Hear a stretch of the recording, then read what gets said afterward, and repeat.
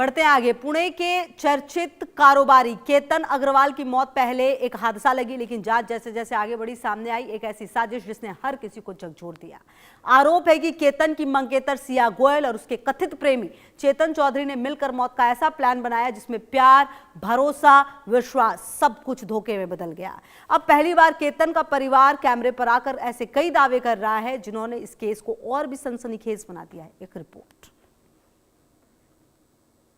प्यार, साजिश और मौत, लोहागढ़ किले की मर्डर मिस्ट्री। पुलिस के मुताबिक सिया गोयल ने अपने कथित प्रेमी चेतन चौधरी के साथ मिलकर केतन अग्रवाल की हत्या की साजिश रची।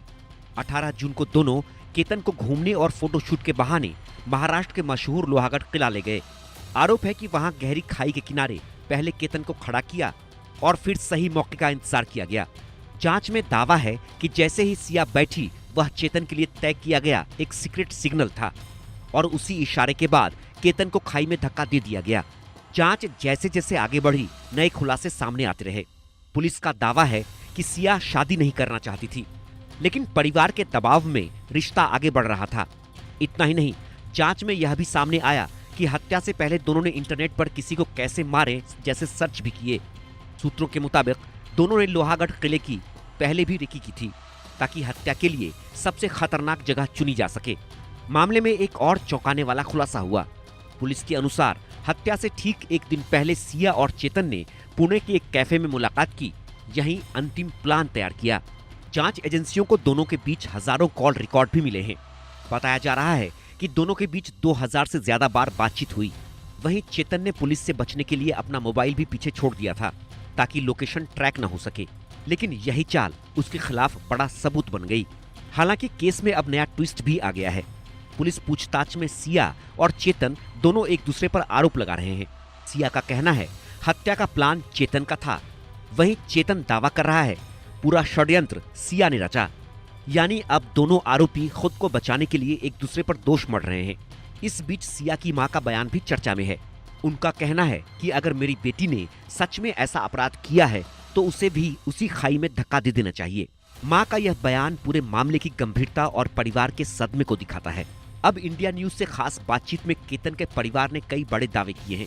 परिवार का कहना है कि सिया घर के सभी लोगों से बेहद प्यार और सम्मान से मिलती थी। वह हमेशा पापा जी और राधे राधे कहकर बात करती थी। किसी को कभी शक तक नहीं हुआ कि इस मुस्कुराहट के पीछे इतनी बड़ी साजिश छिपी हो सकती है। परिजनों ने यह भी दावा किया कि सिया ने पहले केतन का पासपोर्ट फाड़ दिया था, लेकिन तब भी किसी ने उस पर शक नहीं किया। यहाँ तक कि चेतन और केतन की बातचीत भी सिया ने ही व्हाट्सएप कॉल के जरिए करवाई थी। दोनों की कभी आमने सामने मुलाकात तक नहीं हुई। बेटे को खोने का दर्द आज भी परिवार की आंखों में साफ दिखाई देता है। केतन के पिता विशाल अग्रवाल ने इस मामले में शामिल सभी आरोपियों को फांसी की सजा देने की मांग की है। मामले की गंभीरता को देखते हुए महाराष्ट्र के मुख्यमंत्री देवेंद्र फडणवीस ने भी हस्तक्षेप किया है। फास्ट ट्रैक कोर्ट बनाने और वरिष्ठ वकील उज्जवल निकम को विशेष सरकारी वकील नियुक्त करने की बात सामने आई है। ये वही वकील हैं जिन्होंने कसाब को फांसी तक पहुंचाया था। फिलहाल सिया गोयल और चेतन चौधरी पुलिस की गिरफ्त में हैं। जांच जारी है। अदालत में आरोप साबित होने के बाद ही अंतिम फैसला होगा। लेकिन इस केस ने एक बार फिर बड़ा सवाल खड़ा कर दिया है।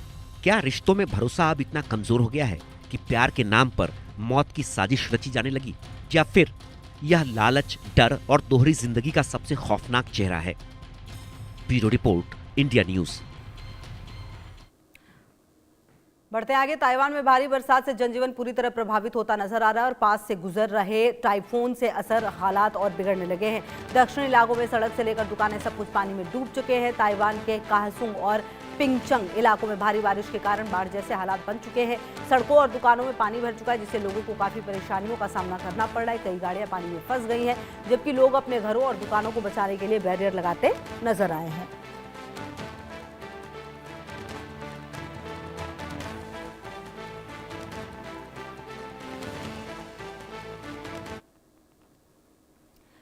बढ़ते हैं आगे। खबर शिवपुरी से। तहसीलदार को धमकी देने का मामला। गिरफ्तार 2 आरोपियों के खिलाफ एक्शन लिया गया। प्रशासन ने बुलडोजर से मकान ढा दिया। तहसीलदार को गोली मारने की धमकी भी दी गई है। तो आपको बता दें, शिवपुरी जिले में बदरवास में आज अवैध रेत खनन रोकने पहुंची राजस्व टीम से अभद्रता और तहसीलदार को गोली मारने की धमकी देने के मामले में बड़ा एक्शन हुआ है। पुलिस ने 2 आरोपियों को गिरफ्तार कर लिया, जबकि प्रशासन ने आरोपियों के एक मकान पर बुलडोजर भी चलवा दिया है और तीसरे आरोपी की तलाश लगातार जारी है।